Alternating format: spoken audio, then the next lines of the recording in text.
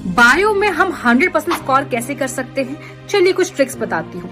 सबसे पहली चीज, कंसेप्ट्स की क्लैरिटी। रट्टा नहीं मारना है। ऐसा आपको लगता होगा कि बायो में रट्टा मारने सब काम हो जाता है, नहीं, काम बिगड़ जाता है। क्योंकि आप अगर रट्टा मार रहे हैं तो ये बहुत लंबे समय तक आप नहीं कर पाएंगे।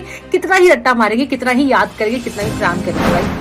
सेकेंड चीज, एनसीईआरटी। देखो, सबसे आसान चीज बायो की सबसे मजेदार चीज ये होती है कि मैथ्स या फिजिक्स की तरह यहाँ पे न्यूमेरिकल्स नहीं होते जहाँ पे आपको कुछ एक्स्ट्रा बुक्स लगे जो आपको पढ़नी पड़े, समझनी पड़े।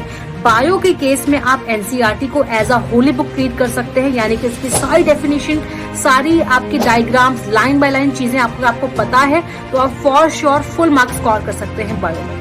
थर्ड चीज, प्रैक्टिस आंसर राइटिंग। बच्चे यहाँ गड़बड़ करते हैं। चीजें सब पता होती हैं, सब समझ में आ गई होती है, लेकिन प्रेजेंट करने का तरीका ही नहीं पता, जिसकी वजह से नंबर हमेशा कट जाते हैं। तो आपको आंसर राइटिंग प्रैक्टिस करनी है, क्योंकि थ्योरी रटने वाली चीज नहीं है, थ्योरी को अच्छे से प्रेजेंट करना पड़ता है।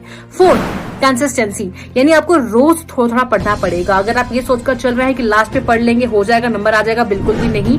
बायो आपको तब पूरी अच्छी तरीके से क्लियर होगी जब आप उसको रिवाइज करते चल रहे हैं। भले आपने सिलेबस कंप्लीट कर लिया है, भले आपको सब कुछ आता है, लेकिन अगर आप उसको रेगुलर प्रैक्टिस नहीं कर रहे हैं, रिवाइज नहीं कर रहे हैं, कोई फायदा नहीं है। एग्जाम तक आपको कुछ याद नहीं रहेगा और आप टेंशन एंजाइटी के चक्कर में सब कुछ गलत लिखकर